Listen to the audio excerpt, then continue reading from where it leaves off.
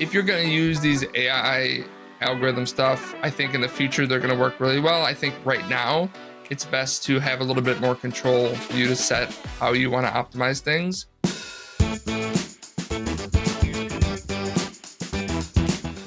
Hello, I'm your host, John Cavendish, and welcome to Season 3 of the Amazon Strategy Show. That's all strategy with no hacks, no silver bullets, no magic pills, just real practical strategies for your Amazon business. Today, I'm joined by none other than Andy Craig.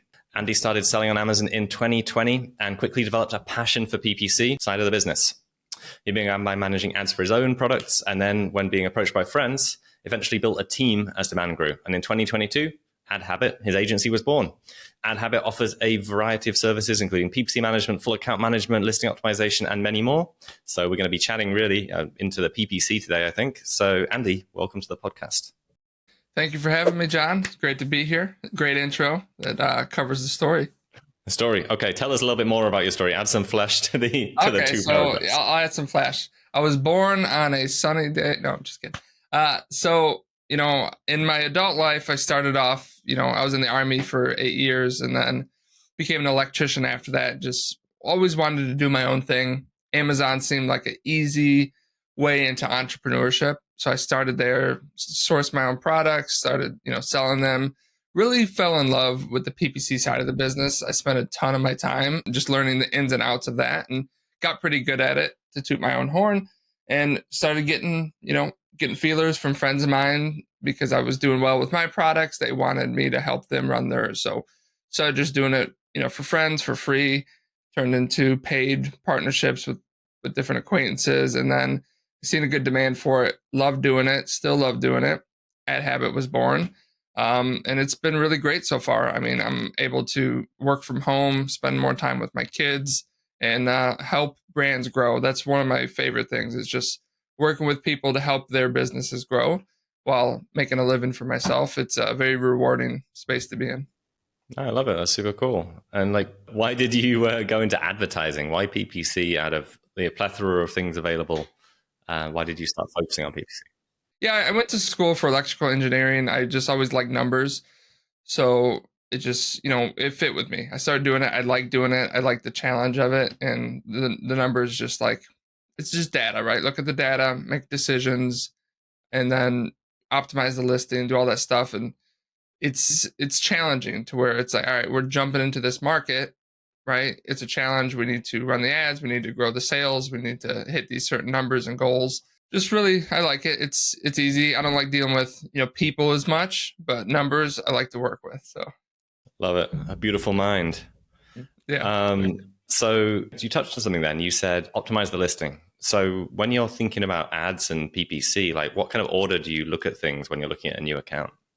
Well, I did just speak with a new, potential client a couple days ago, and I'm like, hey, before we start PPC at all, we need to optimize this listing. I don't want to spend a bunch of money, throw ads at it if we're going to have a low conversion rate. So I set them up with a photographer that I work with. Say, hey, get the photos done. We'll optimize, all the infographics, A+ content, all that. Once that's done, then we'll get started with ads. Because it's a competitive market nowadays. You need to have a really good listing, especially in competitive niches, to get the right amount of sales coming in, get the good conversion rate in order to rank your products. So I think that's usually where we do start, whether the client wants to do it themselves or whether we help them do it or recommend somebody. You have to have a really good listing in most niches nowadays. Oh, that's great. And I totally agree there. I think some agencies don't focus on that enough because, it's an easy win. You're doing ads, but if you double their conversion rate, you half your ROAS on the ads, which is amazing. And you look like a phenomenal ads manager, even if you did nothing. Yeah, we just did a full listing optimization from A to Z the other day for a client. And they're like, hey, we're performing really good. Has search volume gone up? What's going on? I'm like, no, it's just conversion rates all across the board. Organic, PPC, everything has gone up, resulting in more sales and profits. So they're pretty happy with it. I love it. And then when you're looking at listings, before we go into ads, what are the things that you see most people could improve? Usually the images, for sure. I see a lot of brands that just have they'll have good photos sometimes, but no infographics, no branding at all.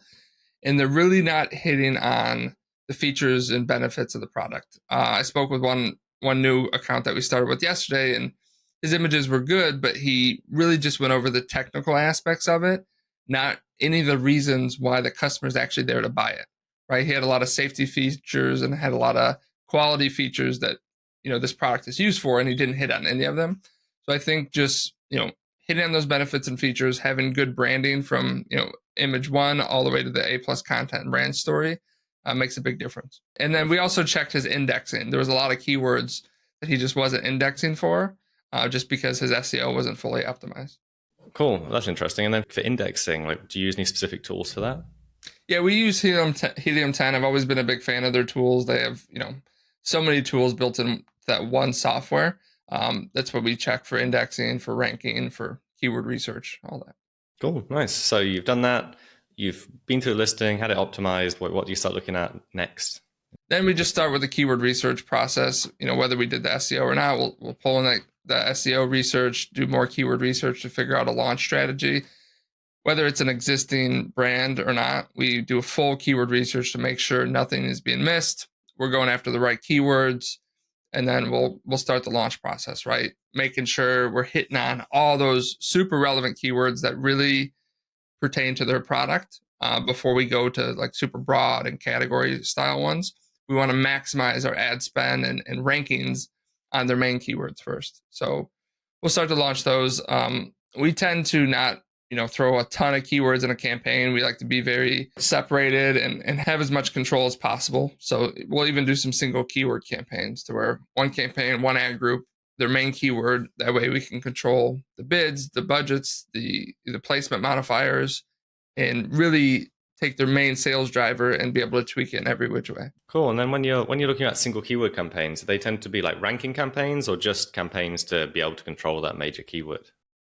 Sometimes, both. I think it's good to be able to control that major keyword, especially on a budget standpoint, right? We want to give that keyword as much budget as possible to where, if we had 100 keywords in a campaign, we wouldn't really be able to control that. But it is great for ranking. That way we could take that, push top of search, get high top of search impression share, and just be there anytime someone types in that keyword. So you're a big believer in ads for ranking as well? Yep. I definitely think a lot of things factor into ranking. I actually just did another podcast with Sumner Hobart yesterday where we spoke about this, and he does a lot with external traffic, which I just do PPC, but using the influencers and Google ads and all this stuff, any extra traffic and sales velocity that you could drive to the listing is going to help you to improve that organic ranking. Yeah, I'd agree on that. And then, so you got tacos behind you. So then do you focus on tacos or ACOS, and how do you sell that? Well, how do you communicate that with your client, I suppose? Yeah, so when we're running ads, we always have to optimize for ACOS, right? We don't have a tacos number on individual search terms, but we always want to keep an eye on tacos. One of the first things we do with any client we start to work with is we set up a call on day one. We set goals, right? We want to have ACOS goals, spend goals, tacos goals, conversion rate goals. And then we want to always keep an eye on tacos, always lower it over time until we hit that happy median that the client's happy with. But at the end of the day, tacos is what really matters. For those of you that are listening, it's total advertising cost of sale. So it's your ad spend divided by total sales. And that if you have a 30% profit margin on your product, 10% tacos, that means you're walking home with 20% at the end of the day in profit to your pocket, outside of any other fees in your business. But tacos is really the bottom dollar, most important thing. And sometimes, our client will come to me and they'll have an 80% ACOS and they'll be like, man, this is terrible. I'm like, yeah, but you have a 5% tacos, so it's really not that bad. You're able to even push a little bit more, maybe work on the conversion rate through PPC and try to fix that. Yeah, I guess that would also happen a lot when you have really expensive clicks, and even if it's converting relatively well, 80% ACOS would be very, very probable. Yep.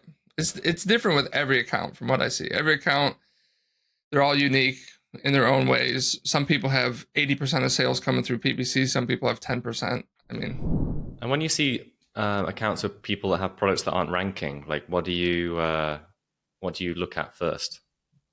Well, we look at a lot of those main keywords, and if they are, like I said before, if they're spending money on those, or if they're just spending money broadly all over the place, getting thousands of clicks on different keywords, and really not spending enough time or enough ad spend on those best ones, right? Because in order to get the ranking, we need sales velocity.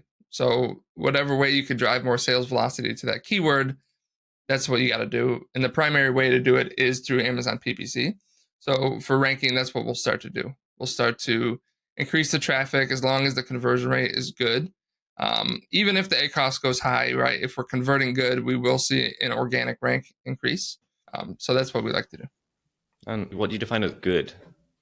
It's very category specific. I mean, and price specific. So I have clients that have really expensive products and they're never going to rank at the top of the page, but we can get them to, position 10, 15, something like that. I would say a good conversion rate for most categories is between like 15, 20%. Supplements, it's going to be higher. You want to be 20 to 30%. Expensive products, you're usually looking at 5 to 10% in my experience. Yeah, I think a lot of people will be happy with 20 to 30% conversion rate on their product. Mm-hmm. Yeah, we have some supplements, and those are very competitive niches, and you gotta have a really good listing and get that conversion rate up to rank on those ones. And is it the case in supplements that the top 1 or to 2 spots take 80% of the volume as well? It's definitely different with different niches, depending on how competitive they are. I do think people will shop around a little bit with supplements because it's something they ingest.